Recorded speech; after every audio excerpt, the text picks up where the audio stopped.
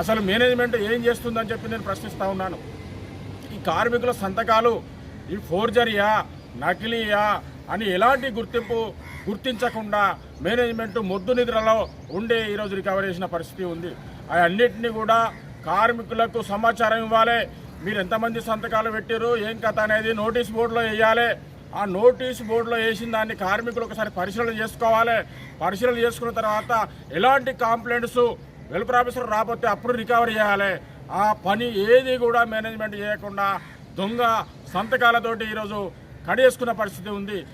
గెలిచి సంవత్సరం కాలం దాటినప్పటికీ ఇప్పటికీ ఏ ఒక్క సమస్య పరిష్కరించకుండా మేనేజ్మెంట్ తొత్తుగా వివరించిన ఈ గుర్తింపు ప్రాతినిధ్య సంఘాలకు చందాలు ఎందుకు ఇవ్వాలని చెప్పి ఈరోజు కార్మికులు ప్రశ్నిస్తూ ఉన్నారు.